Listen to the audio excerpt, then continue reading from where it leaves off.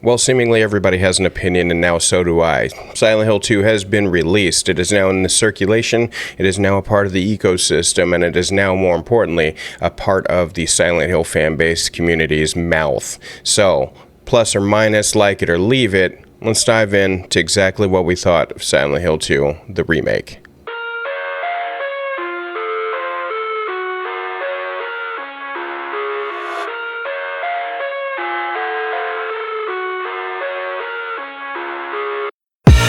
I live inside my own world of make-believe. Kids screaming in the cradles, profanities. I see the world through ice covered in ink. We were all there. The Silent Hill transmission. We were all there. We caught the video. And the first thing that popped into our minds is they're probably going to remake Silent Hill 2. And sure enough, they did. And for a time, a lot of the fans kind of just rejoiced in the idea, while other fans kind of explained that no matter what, it was going to be bad because Bloober Team was going to make it. But was it bad? Was it as predictably terrible as everyone thought it was going to be? The short answer is no, it wasn't. The long answer is a little more complicated than that. Whether or not this game was good or bad can't be answered in just as much as a, hey, was this a good game? Okay, thanks, bye. It's now turned into something far more layered. On its surface, we just got an HD'd on top of HD'd remake of Silent Hill 2. I'm going to do this in pieces because there's only one way to do this, and it's going to be compartmentalized as hell. There's just no way to just kind of outright say, hey, great game, 10 out of 10. I can't do that. It would be a disservice to the game, and Bloober, I'm sure, went through an ungodly amount of hell to just make this game happen. So we'll start with the easiest stuff, and then get to the more nuanced and detailed stuff.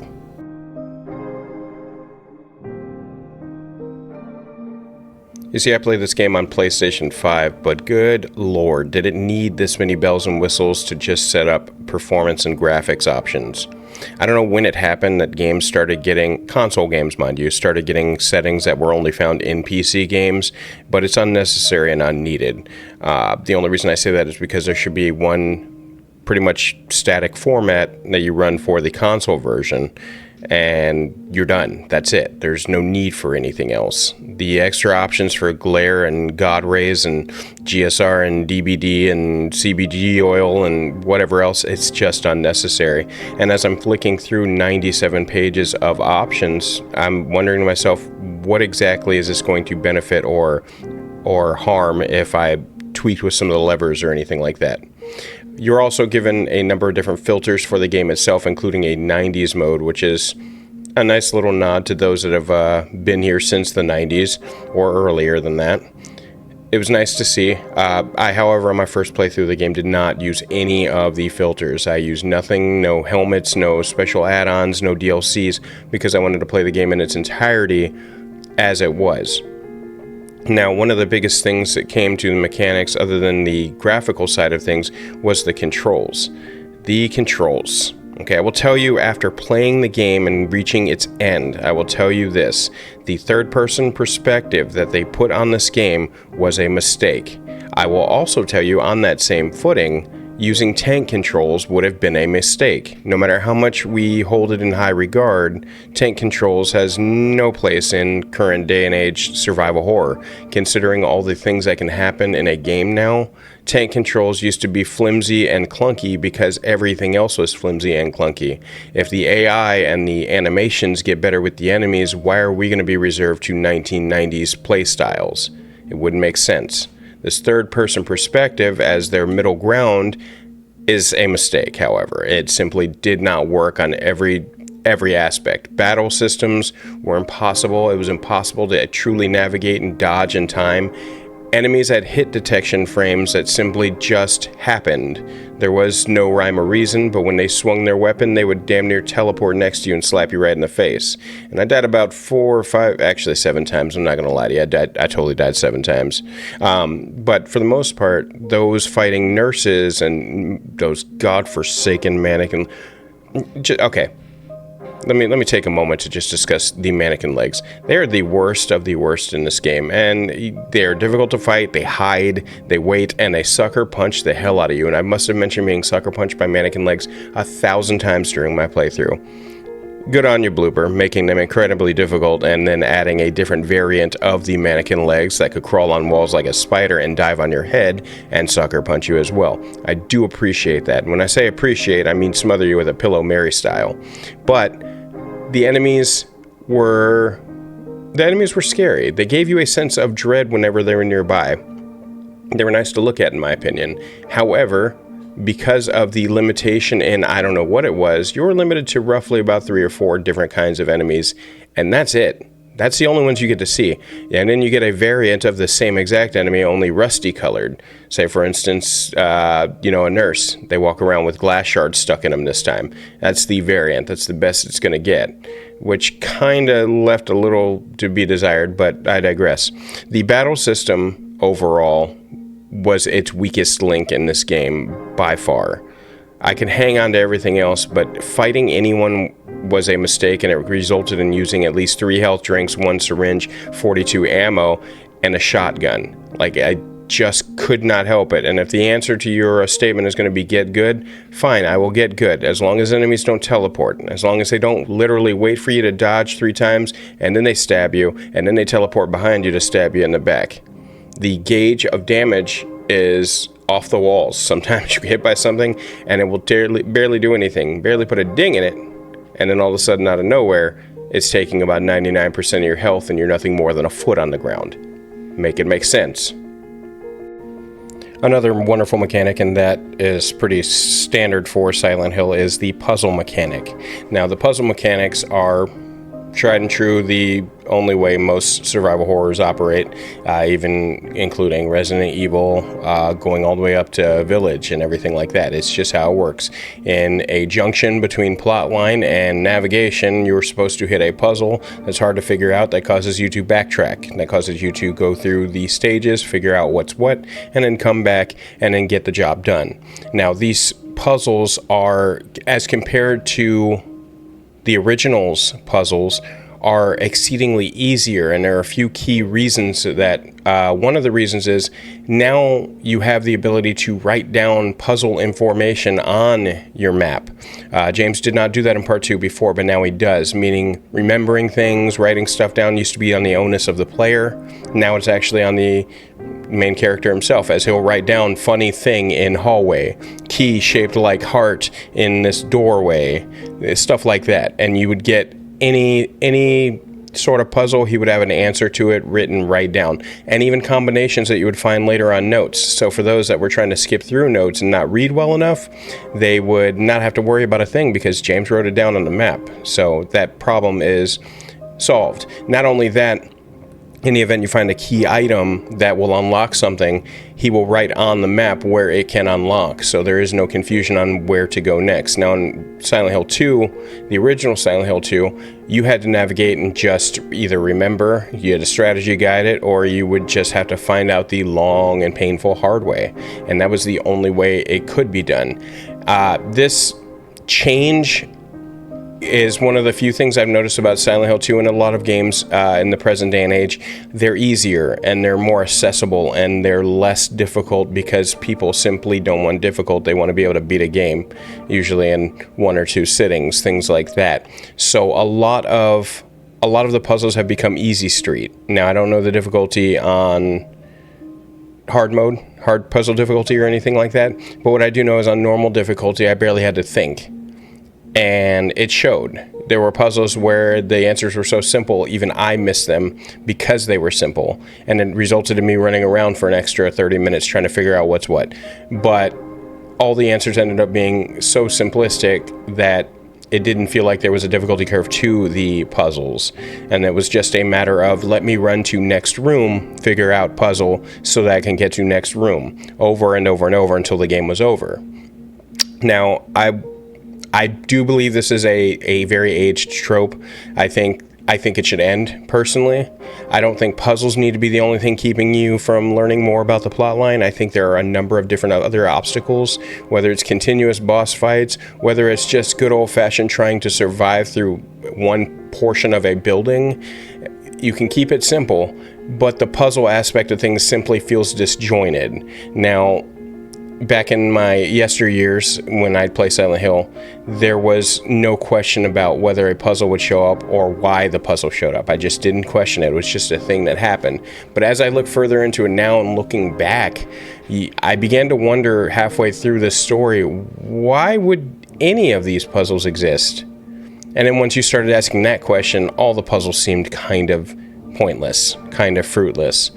Why am I doing any of these puzzles? Wouldn't it be easier to either A, send in hordes of enemies for me to fight, or simply just leave the puzzle out and then hopefully I can survive with my health drinks and my rifle, you know? The mechanics of the game overall is its biggest flaw.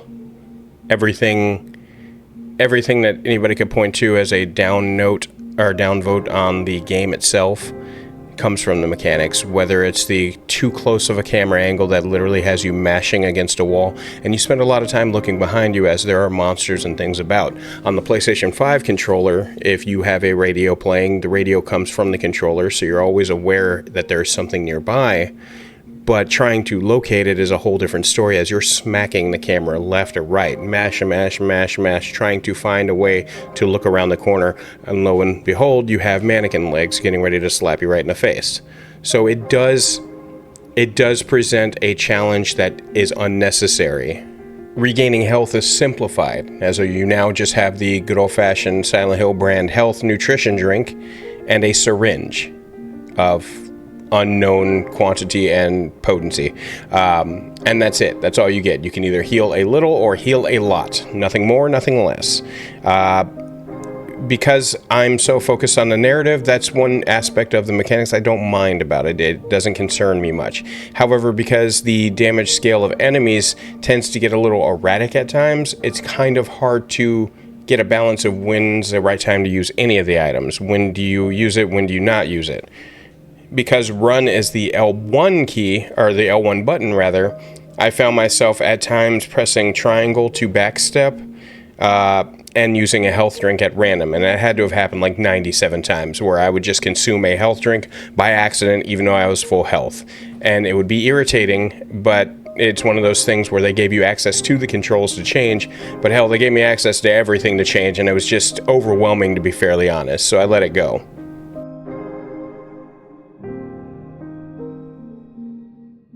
You know, looking at the toolkit that Bloober Team generally had when it comes to making their games and then comparing it to what they had going on in this game, I'm fairly impressed. The graphics overall look great. And if you're looking at it as just on a graphical standpoint, they spared no expense making sure the fog was foggy and the questions and mystique was there in Silent Hill. The atmosphere was there, the colors, the changes in backgrounds as things started to get more and more chaotic, things like that other world, all of it beautiful. I don't have anything to say negative about it, except for one major fact. On various occasions, and this may be because the game just came out and it needs a patch or two, on various occasions on the console version, I remind you, graphical outlines of characters will kind of sit in the background in the darkness, and you can still see them for some reason. However, when they're in the darkness and they move, they cast a strange little after effect like Johnny Cage's shadow kick. So for some reason, that sort of graphical glitch happened. I only had that as well as one hard shutdown due to so many enemies being on the screen at once, and I was kind of just running from all of them, pulling a Shattered Memories. The game shut itself down and it kind of died out. But otherwise, graphics are solid. I've got nothing bad to say about it. I enjoyed the look of every single character. That is except for one glaring flaw, and that is character animations. Now, the AI for enemies are just that, AI for enemies. They're going to wander, they're going to stop, they're going to go. Not too concerned about that. What I am concerned about is the main characters of the story. You can tell where emphasis or extra time was put into certain scenes, and sometimes they were not. Some scenes you can see things in their inflection and how they perform and how their mannerisms turn from one to another. You can see it crystal clear. And in other times, idle animations or hands moving or even crying animations just look off. They look quite terrible. Certain bits of work and polish were put into certain scenes or certain characters at certain times, whereas others kind of felt rushed, and you can kind of see it and it's displayed in their faces, or how characters are moving. All you have to do is watch a character in the background while one character is talking. It's something that's manageable, to be sure, and if you're not hyper focused on it, it probably wouldn't even bother you. But it definitely bothered me, only because if we're taking a step in the forward-thinking direction into the future with wonderful space-age graphics and spaceman technology, then we need to make sure that we're staying 100% about all the characters and not cut corners. And you could tell whether it was a time constraint or just they didn't care to animate that portion of the person. We definitely see the after effects of such.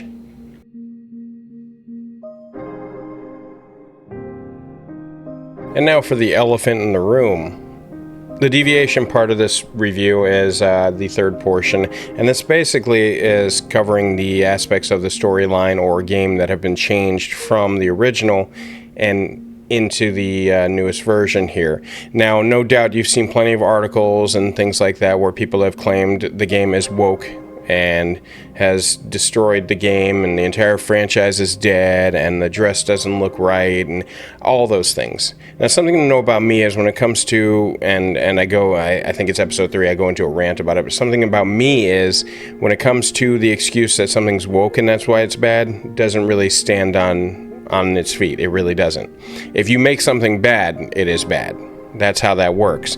If I want to give it a chance and it turns out it sucks, I will say it sucks.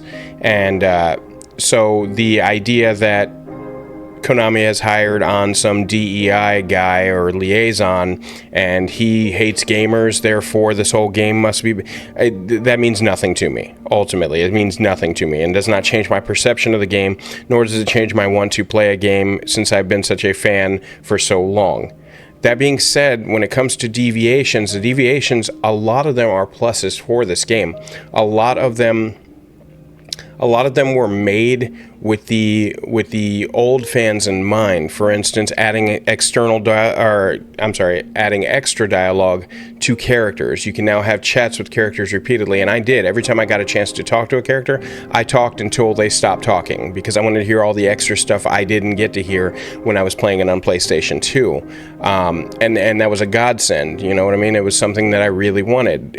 Bumping into certain places in the map would garner a sort of flashback phase where it would show you a puzzle from the PS2 version, which is funny in my opinion and a nice little callback.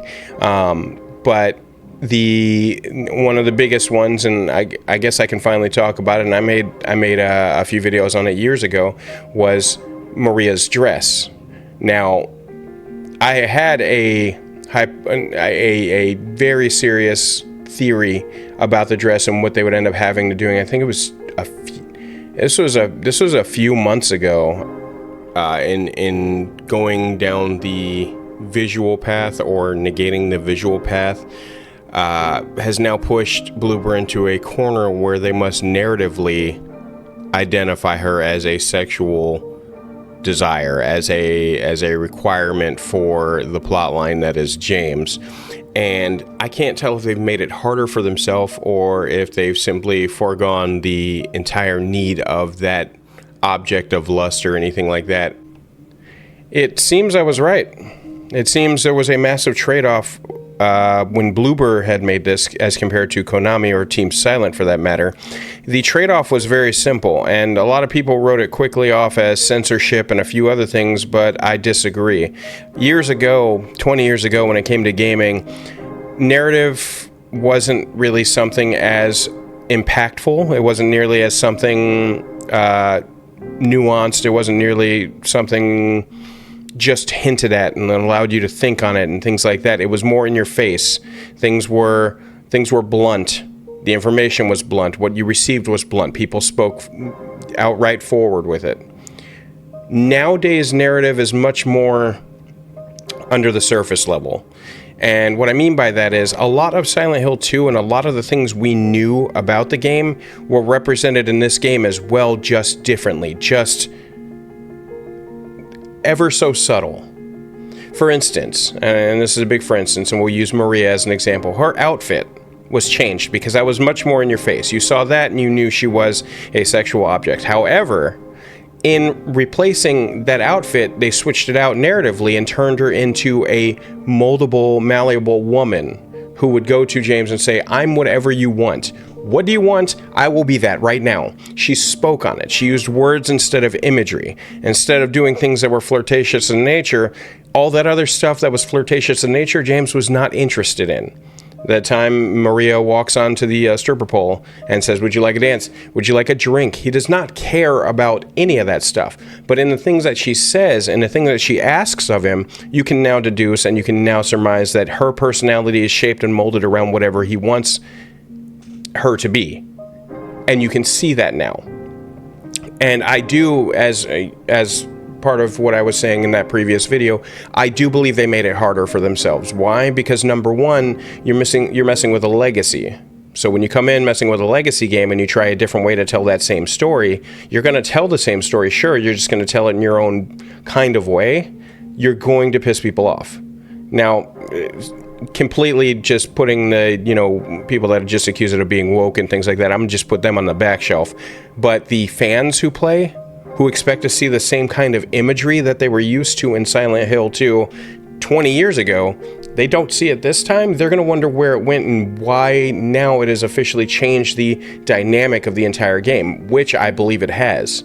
The storyline is the same, to be sure. However, the dynamic and the atmosphere and the overall construction of how everything is placed together has now fundamentally changed. Maria, instead of a no-nonsense girl who is everything that James wanted in a girl in a different form, she now has become a puppet that can become anything James wants and even asks him to become something. And thus it makes it easier for the crowd that's watching or first-time players to just digest, because they will see this and they go, oh, okay, so she's going to do anything I want. Cool. All right, I get it. That's another example of developers thinking we're stupid. I don't necessarily enjoy the idea of being spoon-fed a plot line. However, on the same token, I do not like being told a story a different way and it's dumbed down. I believe their clever way of showing the usefulness of Maria the entire time, their new way of doing this is a dumbed down version of what we saw 20 years ago with the regular Silent Hill. And that's definitely a strike against Bluebird, because they did not have to do that. There was nothing that told them they needed to do that. Now, that could very well be some consultant telling them, hey, look, we can't be on the nose. We got to do it this way. And it could just be the directors themselves saying, you know what, I got a better way of doing this. It could be Masahiro Ito who says this is the way we initially wanted to do it and they wouldn't let us. Either way, we got used to the way they told the story, and now it's a dumbed down version of said story. And I think that's ultimately what bothers me about this most. Because if we're going to do remakes, we're going to get variants of a remake. We're not going to get the same remake. We may get the story, but we'll get it told to us differently, with different effects and different additions. Say, for instance, 2 extra endings added onto Silent Hill 2, which no one asked for. One of which, spoiler alert, one of which results in James walking into the VHS tape with Mary rather, so that he can spend the rest of his days in a shadow dimension VHS land. Did not ask for that. The imagery Under the Mayo actually mentioned this to me. He spotted a few different differences. I'm going to let him call it out on his video, on his review, because I definitely, by the way, check him out. He's good ass people. But there are subtle differences that were removed and replaced with other things. Everything was one giant trade-off. If we're not going to put this in, we're going to put this in. If we're not going to put Maria's dress in, we're going to put this in instead. We're going to make her far more subservient to him, that sort of thing. You know, if we're going to put Eddie in the game, we're going to make him a little more self-aware. Instead of just making him a bully idiot, we're going to make him a self-aware bully idiot who also knows now that other people are involved in Silent Hill, and if you're in the town, you're just as bad as he is. You know, it leaves the side characters ultimately in a place where they have no usefulness anymore. Because James could have meandered through all of Silent Hill just dealing with images of Mary the entire time before going to the ending and then been done. The side characters truly had no impact on James in the remake of Silent Hill 2, in my personal opinion. Angela, while she is a good side story and things like that, it doesn't feel, because everything's been so diluted, they just don't have that same impact they used to, and I think that's ultimately my problem with this remake. The remake looks great, and it tells the story, and the story is what I'm most interested in, and that's why I'm happy about this remake. But much like their trade-offs with everything they've been doing, I have a trade-off where I like the story, however I don't like the mechanics. I like James more than I liked him in Part 2 for the PlayStation, but I hate all the other side characters now. Do you see what I mean? And maybe it is just me. And this isn't even... I've resigned to the idea of going back and looking at things the way they were when I was a kid and when I played this game. I've resigned those. Nostalgia got me nowhere, and if I walked in with nostalgia this time around, I would have been in a very bad place, because I would have said, oh no, this is all horrible, or I would have said, awesome, all of it's perfect, because all of the things that I miss were in there. But the overall nuance of Silent Hill 2 is taken away in this remake. And maybe that's just the state of games now. Maybe that's just how games will be forever, because we don't have time for nuance anymore. We don't even have time to play games. We're so busy working. However, it felt hollow, if that makes any sense. It felt like I got a one-way ticket through Silent Hill. I rode that ride. I said it was a good ride, and I never got on it again. Because I gotta be honest, I have no urge to play the Silent Hill 2 remake again. There's nothing there. I will play it later on to unlock some things and get some trophies here and there, to play it for some friends and everything like that, but I have no urge to play it again.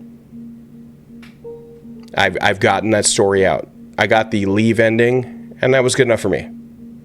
I know there's a UFO ending and 2 additional endings and a reimagining of all kinds of other endings. I get it, but it is just... I don't feel like wandering halls, mashing the camera against my shoulder, trying to navigate and fight a bunch of legs that ambush me with sucker punches until I inevitably die or use up 37,000 health drinks. The mechanics are everything as well, and people are so busy focused on the nostalgia part, or they're focused on the story part, you forget the mechanics got to be rock solid as well. I hear people on PC are going through it right now, and that's very unfortunate. That's why I got console, because I just did not want to go through it. Plus, my computer's potato. But anyway, it was quite a ramble. Overall, when all said and done, Silent Hill 2 Remake, I think Bloober did good. I think they did damn good. Based on their track record, they climbed out of a hole that I'm no longer concerned they can't make a good game. However, it was a safe game. It was a very safe game to make. Ultimately, it told the story with a nice new coat of paint, which I appreciated. It was good to see everybody, but it was like visiting an old friend. I'm not going to live at your house. I just came by to see if you were still alive. You good? I'm good. All right, take care. I don't want another Silent Hill remake. I want a brand new one. Make a new one. Silent Hill F, Townfall, I want to see those come out. Why? Because it's new. And I think I'm ready to finally... I'm kind of ready to just put the classic Silent Hills to rest. I don't want to see Harry Mason be reimagined. I don't want to see Heather be reimagined. I don't want to see Henry or Walter walking around and being chased. I got no need for it. Let's get some new Silent Hills in here, because retreading is only going to get more and more watered down till we don't even have the thing we remembered anymore. That makes sense? God, I got serious. Way too serious. I don't know. What do you think? You guys give me your opinion. Tell me you disagree, agree. I'm very curious to hear what you have to say. In the meantime, nothing but love, guys. Like I said, without Patreon, for instance, I would not have been able to get Silent Hill, so I truly appreciate that. I have no idea what game I'm going to move on to next. I couldn't even kind of tell you, but I'm going to get out of here. I think it's time we put Silent Hill 2 Remake to bed and prepare for the next one, and we'll talk about it when it comes. You know I'll be there.